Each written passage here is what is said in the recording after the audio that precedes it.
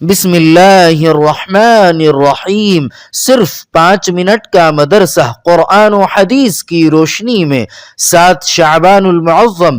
Number 1، اسلامی تاریخ۔ حضرت امیر معاویہ رضی اللہ تعالی عنہ کے عادات و اخلاق۔ حضرت امیر معاویہ رضی اللہ تعالی عنہ اطاعت رسول و عشق نبوی اور خشیت باری تعالی کی زندہ تصویر تھے۔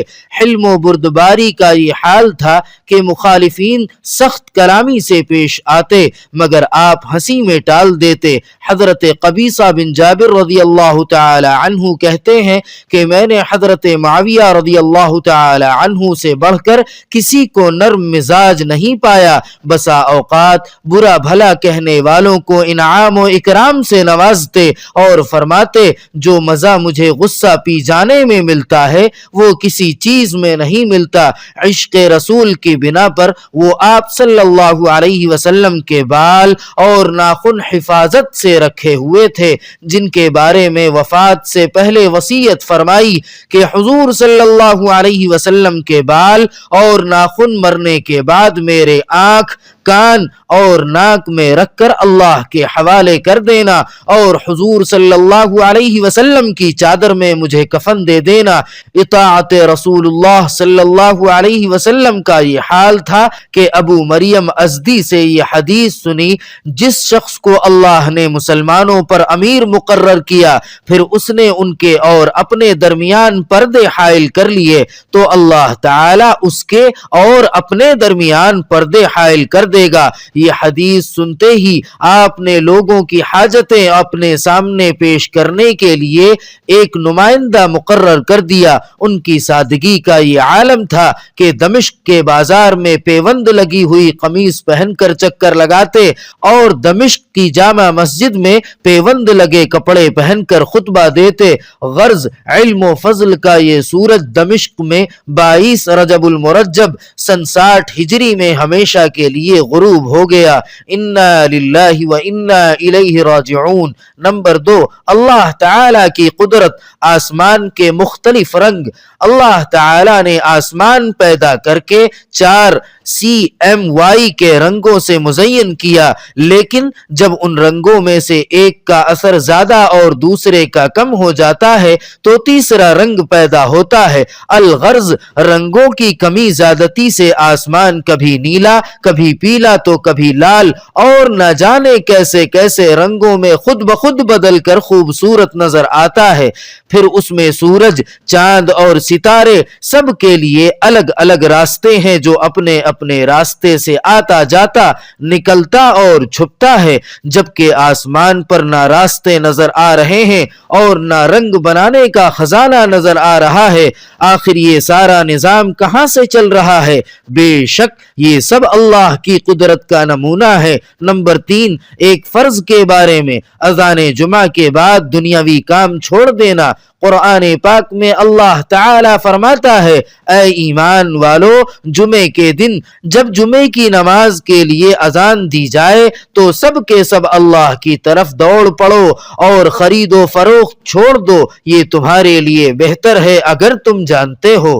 فائدہ، جمعے کی اذان سننے کے بعد فوراً جمعے کے لیے نکلنے کی تیاری کرنا اور سارے دنیاوی کام کاج کا چھوڑنا ضروری ہے۔ نمبر 4، ایک سنت کے بارے میں۔ تہجد کا مسنون طریقہ۔ حضرت اسود رضی اللہ تعالی عنہ بیان کرتے ہیں کہ میں نے حضرت عائشہ رضی اللہ تعالی عنہا سے حضور صلی اللہ علیہ وسلم کی رات کی نماز کے بارے میں پوچھا تو فرمایا شروع رات میں سو جاتے اور آخر شب میں بیدار ہوتے اور نماز پڑھتے، پھر واپس بستر پر تشریف لے آتے اور جب اذان ہوتی تو آپ صلی اللہ علیہ وسلم بستر سے اٹھتے اور غسل کی حاجت ہوتی تو غسل فرماتے ورنہ وضو کر کے مسجد چلے جاتے۔ نمبر 5، ایک اہم عمل کی فضیلت، اللہ کے راستے میں خرچ کرنے کا ثواب۔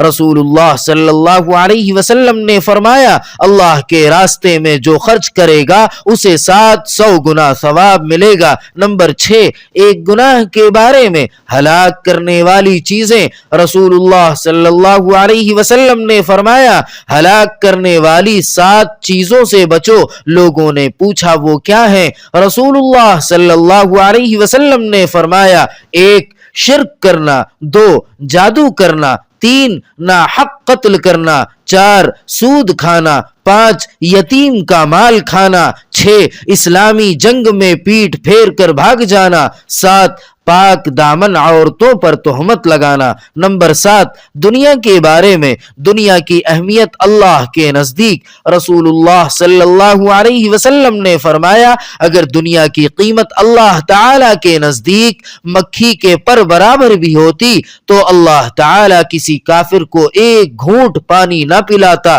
نمبر 8، آخرت کے بارے میں، اہل ایمان کے لیے جنت کے بالا خانے۔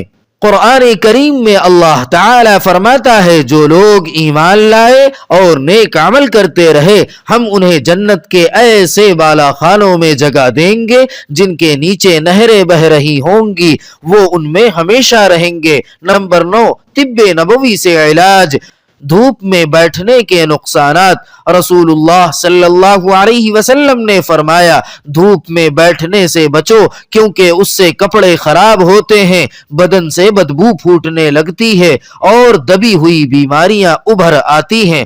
نمبر 10، قرآن پاک کی نصیحت۔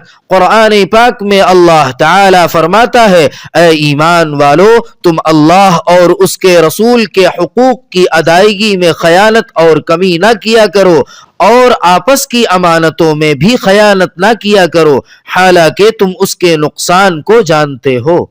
سبحان ربک رب العزت عما یصفون وسلام علی المرسلین والحمد للہ رب العالمین۔